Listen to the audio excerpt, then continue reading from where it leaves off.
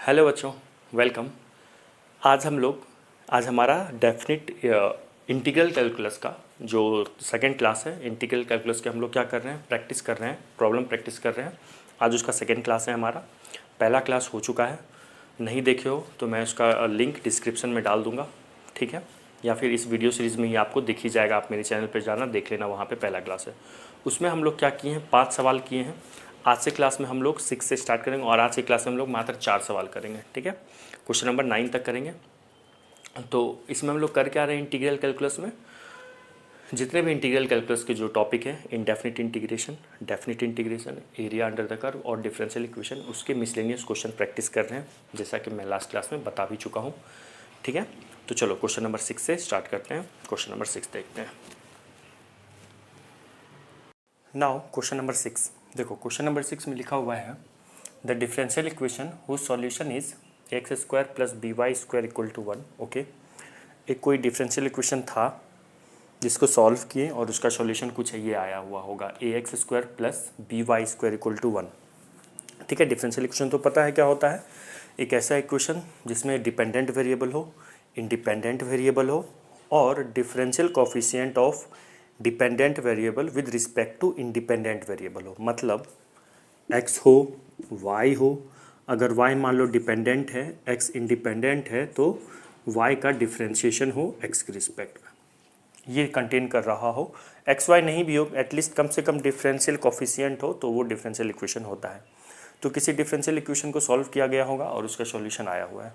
तो यहाँ पे क्या कह रहा है, इस डिफरेंशियल इक्वेशन का ऑर्डर और डिग्री पूछ रहा है। इस क्वेश्चन में क्या पूछ रहा है, इस डिफरेंशियल इक्वेशन का ऑर्डर और डिग्री पूछ रहा है। तो जैसा कि हम लोग जानते हैं, किसी भी डिफरेंशियल इक्वेशन को बनाने के लिए अगर उसका सॉल्यूशन दिया हुआ होता है, तो उस डिफरेंशियल इक्वेशन को उसके सॉल्यूशन से अगर हम डिफरेंशियल इक्वेशन बनाना हो तो उसका क्या तरीका है, जितने नंबर ऑफ आर्बिट्रेरी कांस्टेंट हो उस इक्वेशन में, सॉल्यूशन ऑफ डिफरेंशियल इक्वेशन में जितने नंबर ऑफ आर्बिट्रेरी कांस्टेंट हो उतने नंबर ऑफ टाइम्स डिफरेंशिएट कर देना चाहिए। तो इसमें कितने नंबर ऑफ आर्बिट्रेरी कांस्टेंट हैं, 2, ए और बी, 2 आर्बिट्रेरी कांस्टेंट है। ऐसा लिखा हुआ भी सवाल में है कि ए और बी क्या है, इसका आर्बिट्रेरी कांस्टेंट है। तो डिफरेंशियल इक्वेशन बनाने के लिए 2 बार डिफरेंशिएट करेंगे। अब बात है कि क्यों डिफरेंशिएट करेंगे, यहाँ इसलिए डिफरेंशिएट करना है क्योंकि हमें डिफरेंशियल इक्वेशन का ऑर्डर और डिग्री बताना है। ऑर्डर और डिग्री तभी बता पाएंगे ना जब डिफरेंशियल इक्वेशन के फॉर्मेट में होगा। ऑर्डर सिर्फ पूछता तो यहाँ पे बताने की, डिफरेंशिएट करने की ज़रूरत ही नहीं थी। सिर्फ ऑर्डर पूछता तो आंसर 2 हो जाता। क्यों, ऑर्डर का मतलब होता है how many times they are differentiated, मतलब मैक्सिमम नंबर ऑफ जो डिफरेंशिएट, कोई डिफरेंशियल इक्वेशन होता है उसमें जो मैक्सिमम नंबर ऑफ डिफरेंशिएशन जहाँ पे होता है उसको ऑर्डर बोलते हैं और उसके पावर को हम लोग क्या बोल देते हैं, डिग्री बोल देते हैं। तो यहाँ पे 2 बार डिफरेंशिएट करना था तो इसका ऑर्डर सिंपल 2 हो जाएगा, बट डिग्री चेक करने के लिए अब इसको तो डिफरेंशिएट करना ही पड़ेगा।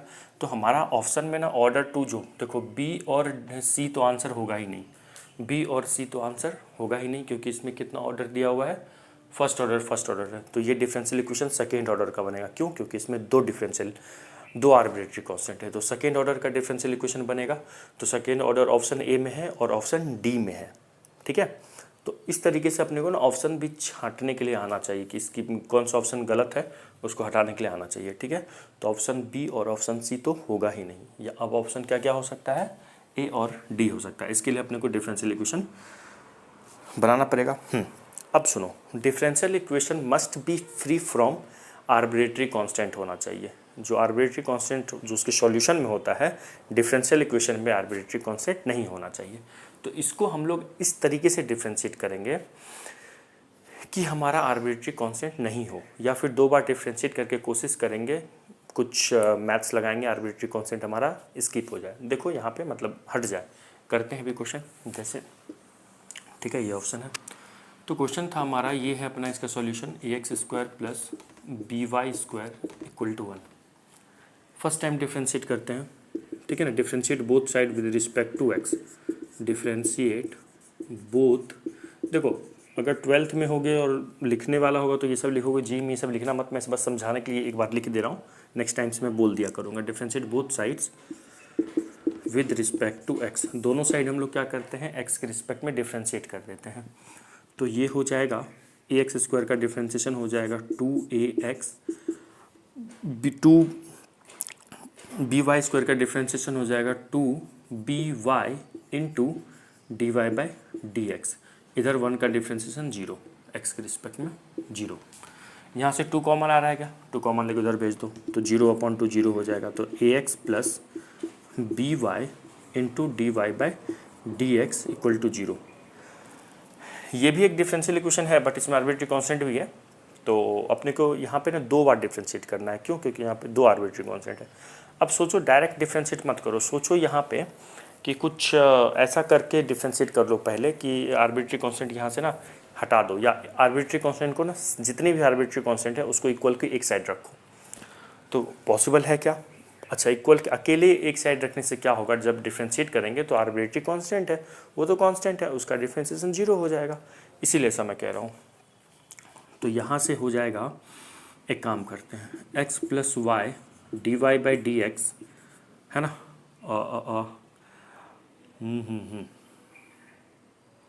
क्या किया जाए? अच्छा हाँ देखो, एक काम करते हैं, ये जो b y into d y by d x है इसको एल एच एस में रहने दो और ए एक्स को आर एच एस में भेज दो। माइनस ए एक्स हो गया। अब एक्स को इधर ले लो, वाई को उधर लेके चले, सॉरी बी को उधर लेके चले जाओ, तो ये हो गया y by x d y by d x equal to minus of a by b. आ रही है बात समझ में? ये आ गया। इसको हम लोग क्या करते हैं, जैसे मान लो ये अपना फर्स्ट है, इसको मान लेते हैं सेकेंड, है ना। इसको फिर से डिफ्रेंशिएट करते हैं। अगर फिर से डिफ्रेंशिएट करेंगे तो राइट साइड में जो माइनस ए बाई बी है वो तो कांस्टेंट टर्म है, उसका डिफ्रेंशिएशन तो 0 हो जाएगा। और इस साइड जो भी डिफरेंशियल इक्वेशन बनेगा तो वहाँ से हम ऑर्डर और डिग्री बता सकते हैं।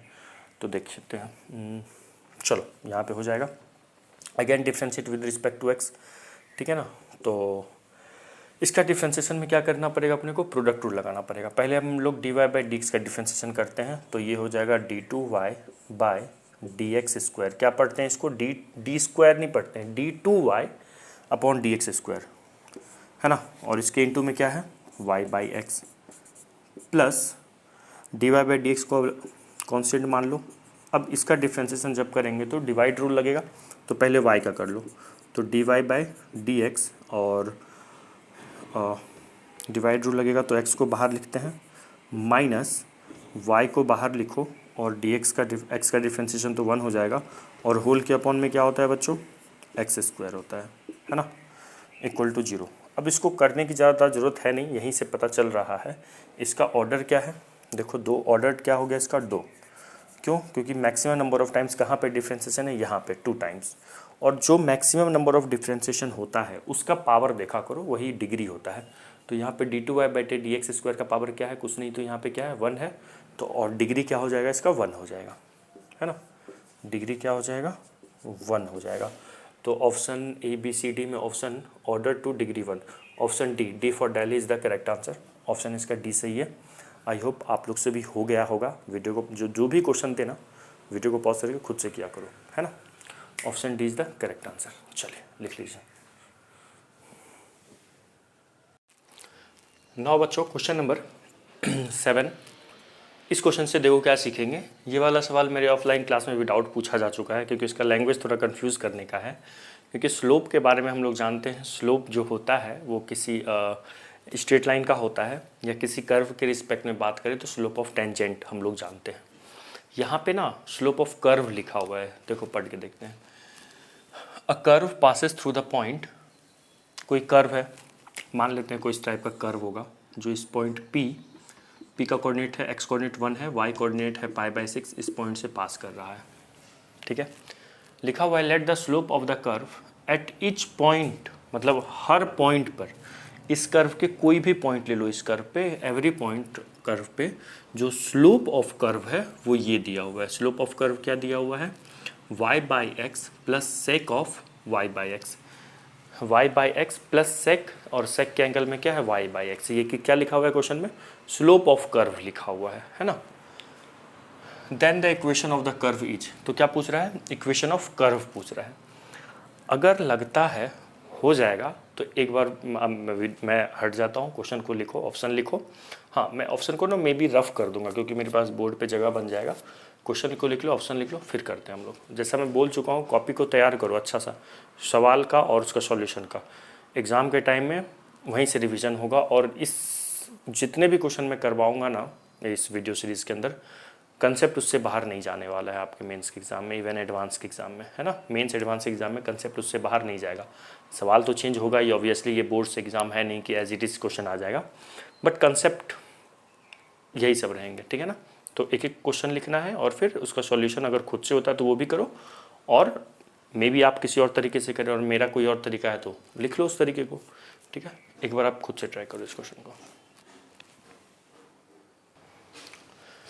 कर रहे हो खुद से? चलो अब देखते हैं यहाँ पे। तो बच्चों यहाँ पे ये जो स्लोप ऑफ कर्व लिखा हुआ है, ये स्लोप ऑफ टेंजेंट ही है ना, ये स्लोप ऑफ टेंजेंट ही है। तो इसको हम लोग नोट करके ना यहाँ पे कुछ लिख लेते हैं कि इसका मतलब क्या है। यहाँ पे ना नोट करके सवाल से जो मेन चीज़ हम लोग सीखने वाले हैं उसको हम लोग नोट करके यहाँ पे लिख लेते हैं कि slope of a curve at a point, किसी कर्व के किसी पॉइंट पे जो स्लोप ऑफ कर्व है at a point is equal to the slope of straight line, is equal to the slope of straight line. जो curve का slope होगा वो स्ट्रेट लाइन के स्लोप के इक्वल होगा। कौन सा स्ट्रेट लाइन? जो कि which is tangent to the curve at that point, जिस एट दैट पॉइंट, है ना। तो कहने का ये मतलब है कि जैसे मान लो कोई कर्व है, मैं अगर बोलूँगा इस कर्व का इस particular point p x comma y पे इसका स्लोप क्या होगा, तो इस कर्व का इस पॉइंट पे स्लोप वही होगा जो इस कर्व पे कोई टेंजेंट लाइन का स्लोप होगा, है ना। वही बात है, मतलब जो टेंजेंट का स्लोप होता है ना वही कर्व का स्लोप होता है। इस तरीके से आपको ध्यान रखना है। आ रही है बात समझ में, है ना। तो इस चीज़ को आप ना नोट करके लिख लो। क्या लिखें हम लोग? Slope of a curve at a point, अगर किसी पॉइंट पे बात करें कर्व के स्लोप का, तो slope of a curve at a point is equal to the slope of straight line which is tangent to the curve at that point. At that point का मतलब है उस पॉइंट पे टेंजेंट जिस point पे curve का equation, curve का slope पूछ रहा है ना। चलिए इसको लिख लो, फिर हम लोग क्वेश्चन करते हैं। इसको पहले लिख लीजिए, वीडियो को पॉज करके इसको लिख लीजिए। चलो बच्चों लिख लिए। मैं ऑप्शन को इरेज कर दिया हूँ, अगर ऑप्शन नहीं लिखे हो तो वीडियो को पीछे करो और ऑप्शन भी देख लो, ठीक है। ऑप्शन को मिटाने का क्या लॉजिक था, बोर्ड पे जगह बन जाए, है ना। चलो क्वेश्चन करते हैं। और ऑप्शन मेरे पास पेज पे लिखा हुआ है ना। ऑप्शन ही लिखा हुआ है, क्वेश्चन लिखा हुआ है। क्वेश्चन करते हैं। तो इसका मतलब ये जो भी है स्लोप दिया हुआ है, तो टेंजेंट का स्लोप होता क्या है? D y by d x को ही तो स्लोप बोलते हैं। At point x1 x comma y पे d y by d x को ही तो स्लोप बोलते हैं। तो ये स्लोप दिया हुआ है, तो ये d y by d x दिया हुआ है, y by x plus sec of y बटे एक्स, है ना। अब क्या कह रहा है? कर्व का इक्वेशन निकालना है, तो इसी को क्या करेंगे, इस डिफरेंशियल इक्वेशन को सॉल्व कर देंगे। इस डिफरेंशियल इक्वेशन का जो सॉल्यूशन होगा वो कर्व का इक्वेशन होगा। हाँ, इसके सॉल्यूशन में मुझे एक आर्बिट्रेरी कांस्टेंट मिलेगा, क्योंकि इंटीग्रेट करना है। आर्बिट्रेरी कांस्टेंट जो सी मिलेगा, उस सी का वैल्यू हमें ये कर्व कहाँ से पास कर रहा है? 1,π/6 से पास कर रहा है। तो ये पॉइंट रख के कर्व को ये सेटिस्फाई करेगा, तो ये पॉइंट रख देंगे कर्व के इक्वेशन में, तो आर्बिट्रेरी कांस्टेंट मिल जाएगा। लॉजिक समझ में आ गया? वीडियो को पॉज करो, खुद से ट्राई करो। देखो तो कैसे करेंगे? सिंपल है, ये होमोजीनियस दिख रहा है, होमोजीनियस डिफरेंशियल इक्वेशन दिख रहा है। तो y बटे एक्स को क्या मान लो? v मान लो। तो इससे हो क्या गया? y इक्वल टू क्या हो गया? vx हो गया, है ना। तो d y by d x यहाँ से क्या आ जाएगा? D y by d x equal to v plus x d v by d x आ जाएगा। सिंपल है, इसको क्या कीजिए, इसमें चिपका दीजिए, इसमें रख दीजिए। मान लीजिए ये फर्स्ट है, तो आप लिखते हैं फ्रॉम फर्स्ट, इसको फर्स्ट में रख दो। D y by d x का वैल्यू क्या है? Y plus x d v by d x equal to y plus x d v by d x. Now अब क्या करते हैं, और वाई बाई एक्स को तो वी मान लिए, वी प्लस सेक वी, है ना। वी कैंसिल हो गया, ये तो सिंपल हो गया। अब ये ना कौन से फॉर्म में बन गया? अब ये बन चुका है हमारा वेरिएबल सेपरेबल फॉर्म। देखो कैसे वेरिएबल को सेपरेट कर सकते हैं। X d v by d x equal to sec v. Sec v को LHS में लेके चले जाओ, 1/sec v हो जाएगा, dv ये हो जाएगा 1/x dx। सेक v को क्या बोल सकते हैं, cos v dv equal to 1/x dx। अब क्या करिए, दोनों तरफ इंटीग्रेट कर दीजिए। क्या करेंगे, दोनों तरफ इंटीग्रेट कर देंगे। तो क्या आएगा यहाँ पे, cos v का इंटीग्रेशन क्या होगा, sin v, है ना, sin v equal to x का क्या होगा, 1/x का integration log x to the base e plus c। ये हमारा आंसर, ये हमारा कर्व का इक्वेशन आ गया। उस कर्व का कोई पर्टिकुलर कर्व का इक्वेशन नहीं है, उस particular curve family of curve है, क्योंकि c का अलग अलग वैल्यू रखेंगे अलग अलग कर्व मिलेगा उस फैमिली में, है ना। अब ये जो कर्व है ये कहाँ से, इसको सेकंड मान लो, ये कहाँ से पास कर रहा है, passes through the point which, through the point this. तो ये जो पॉइंट दिया हुआ है ना, यहाँ से जो पास कर रहा है, ये क्यों दिया हुआ है, ये हमें ना आर्बिट्रेरी कांस्टेंट c की वैल्यू निकालने के लिए दी हुई है। क्यों दी हुई है, आर्बिट्रेरी कांस्टेंट c की वैल्यू निकालने के लिए दी हुई है। तो अब हम क्या करते हैं, फ्रॉम, अब इसको लिख लिया होगा, रफ कर रहा हूँ, एज, अब लिखेंगे ऐसा कि as curve passes through the point, as curve passes through the point, कौन से पॉइंट से पास कर रहा है, 1,π/6। तो ये पॉइंट इस कर्व को सेटिस्फाई करेगा, तो इस कर्व में रख देते हैं। अच्छा इसको क्या करो, एक काम करो, y को ना, इसको 1 मत मानो, ये जो v है ना, v का वैल्यू रख दो। v क्या था, y/x था ना, क्योंकि ये जो वैल्यू है ये x और y की वैल्यू दी हुई है ना, equal to log x plus c। इसको आप 2 मान लीजिए, है ना, इसको 2 मान लो। देखो मैं जैसे यहाँ पे मैं पॉइंट रखने आया तो v को देखा, तो v का वैल्यू तो पता नहीं है, तो ये रख देंगे, है ना। वैसे v का वैल्यू पता चल जाएगा, ये y है ये x है, तो v तो y/x है, तो भी वहाँ से भी पता चल जाता। तो शाइन y का वैल्यू क्या है, π/6 अपॉन x का वैल्यू क्या है 1, equal to log of x का value 1 to the base e plus c। log 1 तो 0 होता है, तो यहाँ से साइन 30 डिग्री, साइन 30 डिग्री का वैल्यू होता है 1/2, तो c का वैल्यू 1/2 आ गया। c का वैल्यू क्या आ गया, 1/2 आ गया। अब क्या करेंगे हम लोग, इस c की वैल्यू को यहाँ पे सेकेंड इक्वेशन में रख देंगे, कर्व का इक्वेशन आ जाएगा। बस यही करना है, c की वैल्यू को क्या करेंगे, सेकेंड इक्वेशन में रख देंगे। रख दो। अब फ्रॉम सेकेंड चलते हैं, फ्रॉम टू, ये लिख लिए होगे, रफ कर रहा हूँ, नहीं लिखे हो तो वीडियो को थोड़ा पीछे करके सब लिख लो।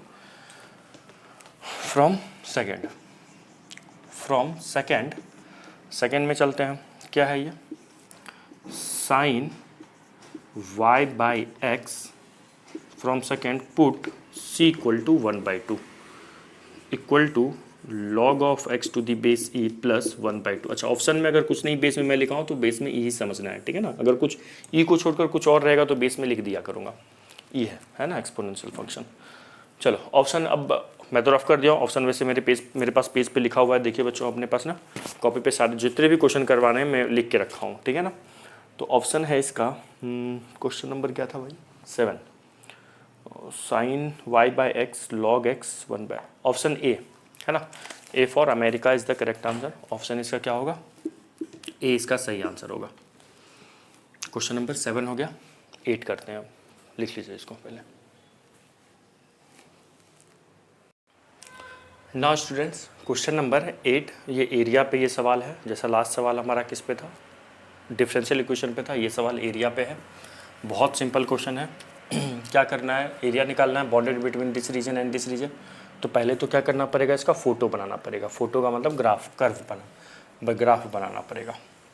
तो y² इक्वल टू 2x क्या है, ये पैराबोला है। कैसा पैराबोला है, राइट वर्ड पैराबोला है ना।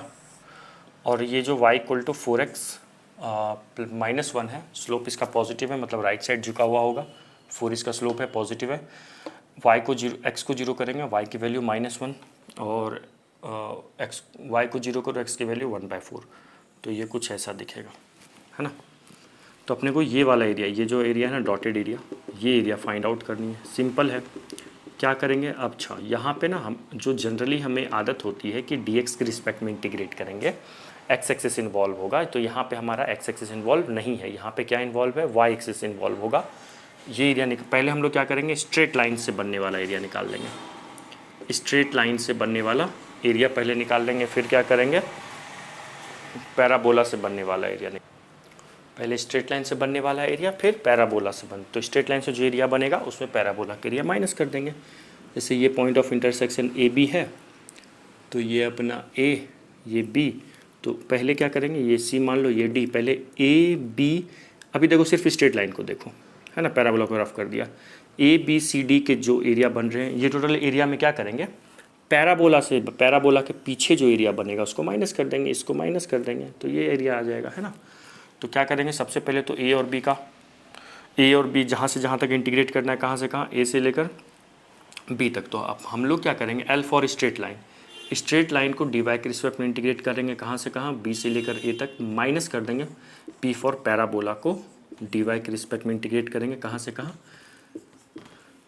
बी से ए तक इंटीग्रेट। तो पहले क्या करो, पॉइंट ऑफ इंटरसेक्शन निकाल दो। तो फॉर पॉइंट ऑफ इंटरसेक्शन, तो पॉइंट ऑफ इंटरसेक्शन के लिए क्या करेंगे, दोनों को सॉल्व कर लेते हैं। पहला इक्वेशन क्या है, y square equal to 2x, equation 1, और दूसरा इक्वेशन क्या है, y equal to 4x minus 1 equal to second. एक काम करो, सेकेंड को हटाओ, इसको हम 2 इंटू 2x लिख सकते हैं माइनस 1। तो ये जो 2x है, 2x की वैल्यू फ्रॉम फर्स्ट से अपने को कितना पता है, y स्क्वायर, तो ये 2 इसका वैल्यू हो जाएगा y स्क्वायर माइनस 1, तो आ गया 2 square minus y minus 1 equal to 0। ठीक है, चलिए इसको सॉल्व करते हैं। तो ये हो गया 2y square minus of 2y plus 1 plus y minus 1 equal to 0। तो 2y कॉमन ले लो, तो y माइनस 1, फिर प्लस 1 कॉमन ले लिए, y माइनस 1 इक्वल टू 0। यहाँ से y की एक वैल्यू 1 आ रही है और एक वैल्यू माइनस 1/2 आ रही है। तो x कोऑर्डिनेट निकालने की ज़रूरत यहाँ पे नहीं है, इसलिए नहीं निकाल रहा हूँ मैं, ठीक है ना, x कोऑर्डिनेट की ज़रूरत कोई नहीं है। तो देखो, एक y का वैल्यू 1 है, वो ज़रूर यहाँ पे एक यहाँ होगा, है ना, x कोऑर्डिनेट कुछ होगा, और माइनस 1/2 है, तो यहाँ पे माइनस 1/2 होगा। b का y कोऑर्डिनेट क्या होगा, माइनस 1/2 होगा। p का y कोऑर्डिनेट क्या होगा, माइनस 1/2 होगा। ठीक है, एक्स कोऑर्डिनेट की ज़रूरत नहीं है, यहाँ पे एक्स कोऑर्डिनेट आएगा, उसकी ज़रूरत नहीं है, कोई ज़रूरत नहीं है, नहीं निकालते हैं। ठीक है, अब सॉल्व कर लो, बस स्ट्रेट लाइन को इंटीग्रेट कर दो, कहाँ से कहाँ तक, 4x minus 1 d y, oh d y के रिस्पेक्ट मतलब y का फंक्शन होना चाहिए ना। तो यहाँ से y की वैल्यू क्या आएगी, y में फंक्शन क्या आएगा, y प्लस 1/4, हाँ, y plus 1/4 d y minus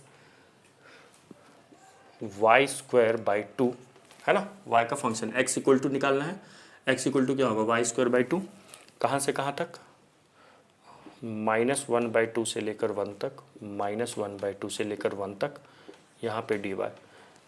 ये तो बहुत सिंपल है, इंटीग्रेट कर लोगे, अपर माइनस लोअर लगा देना, यहाँ पे भी इंटीग्रेट कर देना, अपर माइनस लोअर लगा देना, सिंपल है। इसका आंसर कमेंट करके बताना, मैं इसका आंसर बता दे रहा हूँ। इसका आंसर है आंसर है क्वेश्चन नंबर 8 है ना, आंसर है बी, 9/32 आंसर है बी। कमेंट करके इसका आंसर बताना, मैं तरीका बता दिया, बहुत सिंपल क्वेश्चन था ये, इसके आगे क्या सॉल्व करूँगा, है ना। चलिए क्वेश्चन नंबर अब 9 करते हैं, 8 हो गया, लिख लो और करके बताओ, अभी तुरंत कमेंट करके बता दो कर रहे हो तो। नाउ क्वेश्चन नंबर 9 आज का लास्ट सवाल है, आज 4 सवाल ही हम लोग करेंगे, ठीक है। तो देखो इस क्वेश्चन को देखो, क्या है ये जो सवाल है ना, ये लिमिट एज ए सम्स का है, टाइप का प्रॉब्लम से ये बनाते हैं, वो हम लोग जब क्लास में करते हैं तब बताते हैं, लेकिन अभी मैं बता देता हूँ, जब भी इस पैटर्न में क्वेश्चन हो, क्या पैटर्न हो, limit n tends to infinity और क्या हो, समेशन। अब समेशन में r की वैल्यू कहाँ से कहाँ तक है वो क्वेश्चन में दिया रहेगा, 1/n, समेशन में 1/n और फंक्शन ऑफ r/n हो, फंक्शन किसका हो, r/n हो।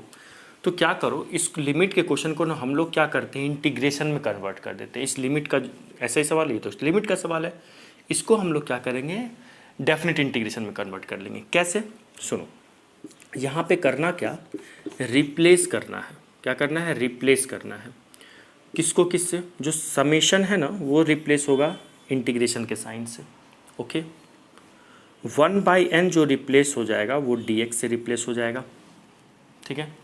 r/n है, r/n x से रिप्लेस हो जाएगा, उसके बाद इसको नोट कर लेना, मैं इसको रफ कर दूंगा फिर ये क्वेश्चन करूंगा। उसके बाद क्या करना है, for limit for upper and lower limit हम लोग को ऑब्टेन करना है, मतलब इसको सॉल्व करेंगे। किसको सॉल्व करेंगे, लिमिट एन टेंस टू ये इन्फिनिटी होगा, जीरो नहीं होगा, इन्फिनिटी, यहाँ जीरो नहीं होगा, इन्फिनिटी होगा। और आर बाई एन को आपको ना आर की वैल्यू दी रहेगी कहाँ से कहाँ तक है ना, कुछ ना कुछ यहाँ पे देखो, यहाँ पे जैसे दिया हुआ है। ओके, तो इसको सॉल्व करके अपर और लोअर निकाल लेंगे। ये नोट करके ना इसको पहले लिख लो नोट करके इसको लिख लो, उसके बाद ये क्वेश्चन करेंगे। मैं रफ कर रहा हूँ, वीडियो को पॉज कीजिए और नोट करके इसको लिख लीजिए। तो सबसे पहले यहाँ पे वन समीशन का साइन है, तो उसको किससे रिप्लेस कर देंगे, इंटीग्रेशन से, है ना। 1/n है वो dx बन जाएगा। फंक्शन r/n है कहाँ पे, e के पावर में, तो वो x हो जाएगा यहाँ पे। अब हमारा लिमिट आएगा, तो देखो लिमिट निकालते हैं। फॉर लिमिट क्या लिखा हुआ है, n टेंस टू इन्फिनिटी है ना, n इन्फिनिटी की तरफ टेंस कर रहा है, r/n।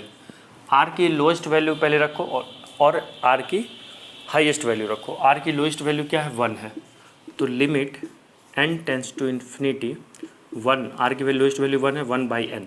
तो n अगर टेंस टू इन्फिनिटी है तो 1/टेंस टू इन्फिनिटी मतलब 1/इन्फिनिटी, ये तो जीरो हो जाएगा।